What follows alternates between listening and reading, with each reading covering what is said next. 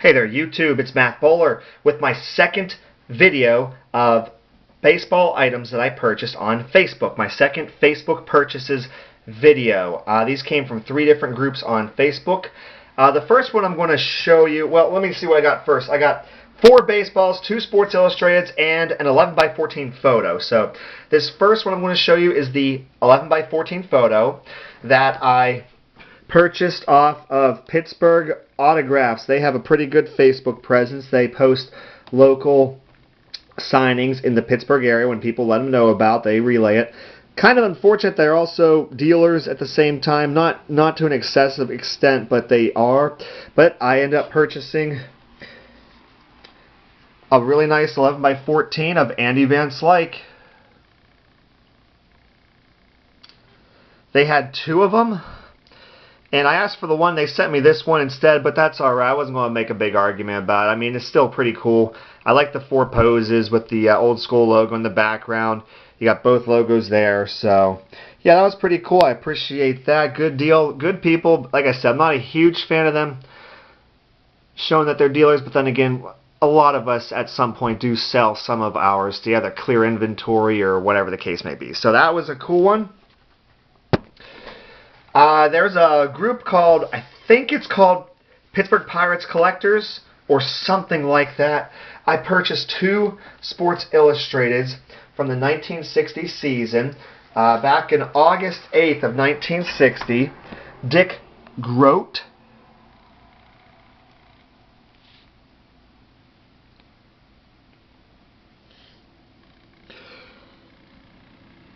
Best regards, Dick Groat, 1960 NL MVP. No label. There is no label on either of these magazines. Unfortunately, 2 hole punches.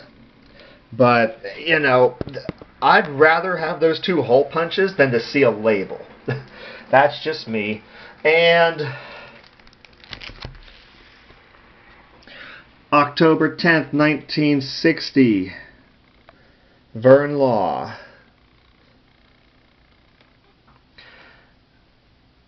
Got both these magazines from the same seller.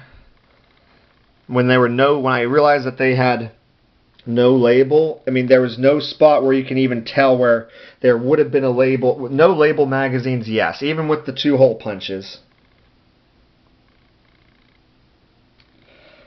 I'm going to go for it. I do not have those 2. There's an Elroy Face Sports Illustrated I need to get. I think it's Elroy Face. But something funny about the Vern Law. Vern Law does TTM, and so does Dick Groat. There was the accompanying letter that was sent to Mr. excuse me, that was sent out to Mr. Law. I'm trying to cover up some names here. Not that it really matters that much. Not that this can probably be viewed, but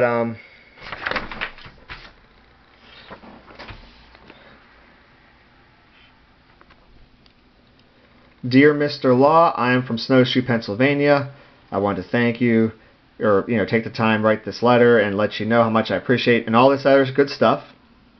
And I'm not a huge fan of people typing a letter, but that's okay. Long story short, at some point, this magazine was supposedly signed for someone's husband as a gift, and a little bit of a sentimental situation, and now I ended up with it, where hopefully I don't have to part with it ever. But on the back of this letter, and I've heard that he does this. I've heard that he does this. If you don't send a donation, or maybe if your donation is too small, and it's a reasonable donation, it goes for his son who's battling a disease. Vern Law wrote by my signing this Sports Illustrated magazine, your investment just went up about 200%. I normally don't sign such items. You ask, guess why? That's awesome. I think it's hilarious. I'm going to keep that with it. And he's right. He's totally right. He charges a small fee. But, yeah, that's pretty cool. I've heard he does that, and that actually made it even that much cooler. Okay, 4 baseballs. None of these are Pittsburgh Pirates. They are, as a fan of baseball, I can appreciate these. This came from a Facebook group called Just Baseballs. Just Baseballs. First one I bought from a seller, Carlos Beltran. So, yeah, great signature. You don't see that from a lot of the younger-ish players. Much appreciated. Then I bought 3 baseballs off a seller who had a number of them that he was getting rid of. Got Don Mattingly. And these baseballs, of course, are on official Rawlings Major League Baseballs. Got Don Mattingly. It's a nice signature. And I've kind of avoided this for a long time, this particular autograph. But when I saw the particular baseball, it was a game-used official Texas League ball. I have no idea who that commissioner is there, Tom. I'm not going to bother looking into it, but that's pretty cool.